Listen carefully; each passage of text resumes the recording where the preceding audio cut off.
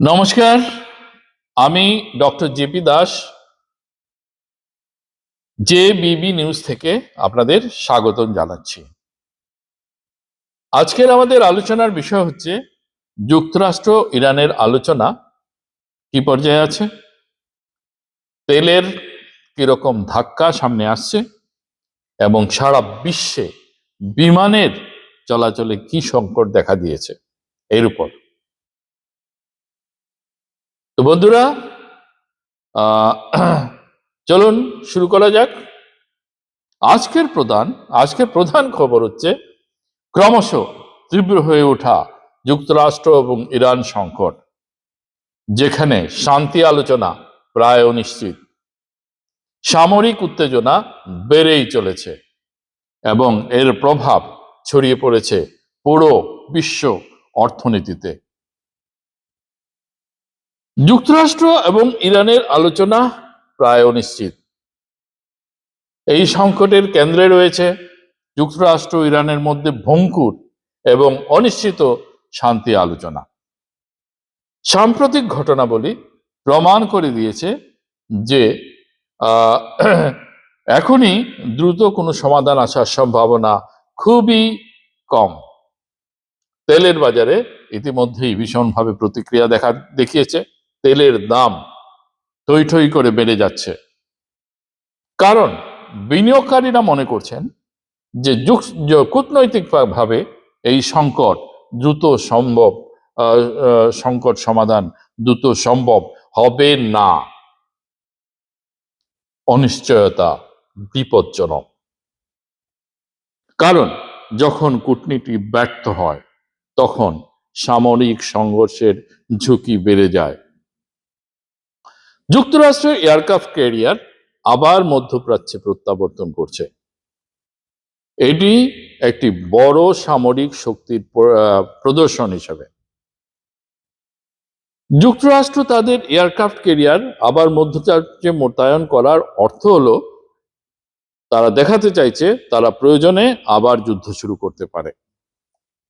এই পদক্ষেপে স্পষ্ট বার্তা দেওয়া হয়েছে যুক্তরাষ্ট্র আলোচনা করতে প্রস্তুত, কিন্তু প্রয়োজনে সংঘর্ষের জন্য প্রস্তুত। সামরিক বিশেষজ্ঞদের মতে এই মোতায়েন আক্রমণ ক্ষমতা আরো বাড়িয়ে দেবে। একই সাথে এটি প্রতিপক্ষকে সতর্ক করে দেওয়ার একটা বিশেষ পদ্ধতি। এটা কোনো সাধারণ পদক্ষেপ নয়, এটি অঞ্চলে বাড়তে থাকা অবিশ্বাস এবং উত্তেজনার প্রতিফলন। সারা ইউরোপে ফ্লাইট এখন ব্যাহত হচ্ছে, বাতিল হয়ে যাচ্ছে। এবার ইউরোপের দিকে নজর দেওয়া যাক। জ্বালানির দাম বাড়ার কারণে বিমান সংস্থাগুলো ফ্লাইটে লোকসান হচ্ছে, তারা ফ্লাইট কমিয়ে দিচ্ছে, যাত্রীও কমে যাচ্ছে।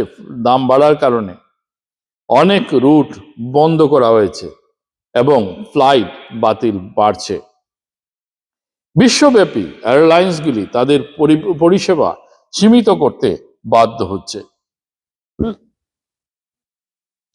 বিশেষজ্ঞরা সতর্ক করেছেন ইউরোপে শীঘ্রই জেটের ফুয়েল এর ক্রাইসিস দেখা দিতে পারে। প্রয়োজনে এটা আরো খারাপ হতে পারে। কুয়েত এখন কিছু ফোর্সড মেজার ঘোষণা করেছে। এটা একটা গুরুত্বপূর্ণ ঘটনা। কুয়েত তাদের তেল সরবরাহে ফোর্স মেজার ঘোষণা করেছে। তার মানেটা কি?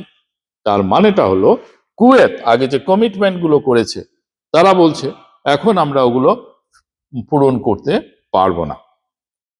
এই সমস্যা মূলত হরমুজ প্রণালীর অস্থিরতার কারণে।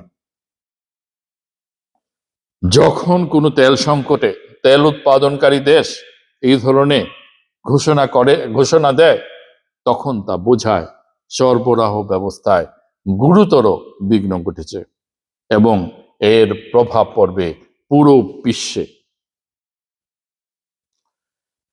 সংঘাতের মাঝে তেলের দাম থই থই করে বেড়ে যাচ্ছে। এই সংকটের সবচেয়ে বড় প্রভাব পড়েছে তেলের বাজারে। আন্তর্জাতিক বাজারে তেলের দাম দ্রুত বেড়ে যাচ্ছে। ব্যারেল প্রতি তেলের মূল্য $100 কাছাকাছি পৌঁছে গেছে এবং সরবরাহে টোটাল অনিশ্চয়তা দেখা দিয়েছে। এর প্রধান কারণ হরমুজ প্রণালীতে উত্তেজনা। বিশ্বে প্রায় 20% তেল এই পথ দিয়ে আসা যাওয়া করে। তাই এখানে কোনো সমস্যা মানে বিশ্বব্যাপী জ্বালানির সংকট। বিমান শিল্পে জ্বালানির ভীষণ সংকট দেখা দিয়েছে। বিমান শিল্প এখন বড় ধরনের সংকটের মুখে। জ্বালানির খরচ দ্রুত বেড়ে যাচ্ছে। দীর্ঘ দূরত্বের ফ্লাইটে যাত্রী প্রতি খরচ বেড়েছে।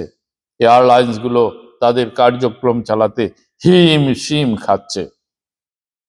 এই সংকট শুধু সামরিক নয়, আগামী কয়েক মাসে এটা আরো বড় প্রভাব ফেলতে পারে। তো বন্ধুরা, সামনে কি? বর্তমান পরিস্থিতি অত্যন্ত সংবেদনশীল। 3টি সম্ভাবনা রয়েছে। আলোচনা সফল হলে উত্তেজনা কমবে। আলোচনা যদি ব্যর্থ হয়ে যায় তো বিশ্বব্যাপী দীর্ঘস্থায়ী সংঘাত সৃষ্টি হতে পারে। পরিস্থিতি আরো খারাপ হলে বড় আঞ্চলিক যুদ্ধ বেজে যেতে পারে। এই মুহূর্তে সমস্ত বিশ্ব একটি গুরুত্বপূর্ণ মোড়ে দাঁড়িয়ে আছে। সুতরাং সবার শেষে এটাই বলতে হয়, এই সংকট শুধু একটি আঞ্চলিক সমস্যা নয়, এটি প্রভাব ফেলেছে বৈশ্বিক জ্বালানি সংকটে, আন্তর্জাতিক বিমান পরিবহন, বিশ্ব অর্থনৈতিক সংবেদনশীলতা।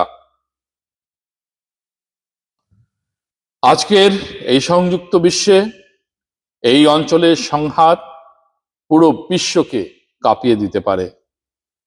যুক্তরাষ্ট্র ইরান সংকট তারই একটা স্পষ্ট উদাহরণ।